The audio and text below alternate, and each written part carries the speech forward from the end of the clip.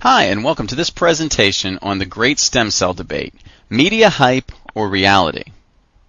If you turn on the nightly news, you might get the impression that the future of healthcare in this country is dependent on how our elected officials and legislators deal with the issue of embryonic stem cell research. While stem cells offer a myriad of possibilities in the treatment of a host of diseases, the use of stem cells harvested from human embryos is really a secondary consideration. This debate might make good newspaper copy and might give politicians valuable airtime, but the real promise of stem cells lies elsewhere. The reason that these cells have caused so much excitement is their ability to transform into the numerous and varied cell types that compose human tissue and systems.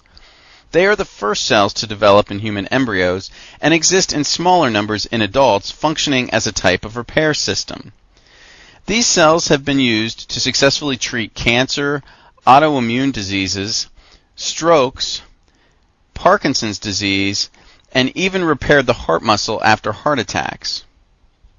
There are three main sources for stem cells: embryonic stem cells, transplanted adult stem cells, and self-activated stem cells.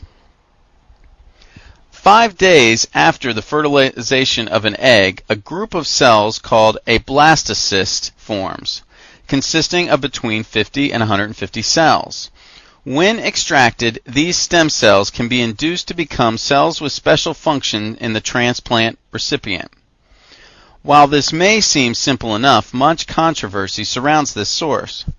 First, many experiments utilizing embryonic stem cells have led to the development of tumors, as the ability to control the growth of these transplanted cells is little understood. Second, many believe that the only difference between a blastocyst and a living human fetus is time, so that destruction of the blastocyst to extract stem cells is akin to homicide. So while there may be benefits to using these cells, the debate surrounding them prevents their widespread use.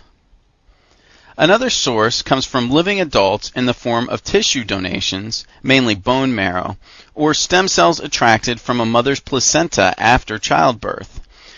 These stem cells have been used successfully to treat many disease conditions, and there are numerous research projects to expand their utilization. There are three problems, however, with this source.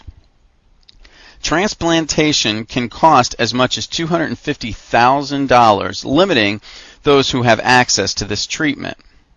And since only a small number of cells are transplanted, the regeneration time can be quite long, with no guarantee that the cells will even survive. DNA abnormalities may exist in the transplanted cells as a result of normal exposure to the environment of the donor, thus limiting the usefulness and increasing the potential risk of using these cells. The most exciting area of research surrounds the ability of the body to activate its own stem cells to be more effective and greatly increase in numbers. Researchers have found that supplementation with a group of saccharides or sugars called glyconutrients can increase the number of stem cells from undetectable levels to trillions within 1 week. These results are incredibly encouraging in that the use of these products eliminates the potential pitfalls of other types of stem cell research, including the costs. It has already been established that these sugars are essential in cell-to-cell communication and have been used with great success in cancer and autoimmune conditions. But it is now becoming apparent that they may play an integral role in activation of stem cells as well. This importance is evident in the fact that the study of these sugars, called glycobiology, has led to 4 recent Nobel Prizes.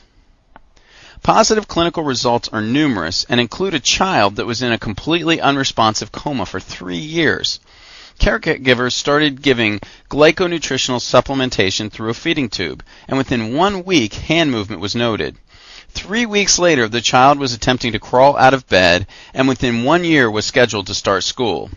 This healing could only have come as a result of brain tissue regeneration utilizing stem cells, and the timing with supplementation of glyconutritionals is more than coincidence.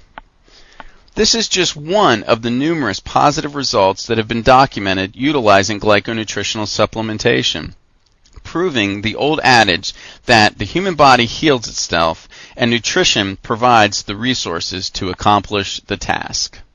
Thank Thank you.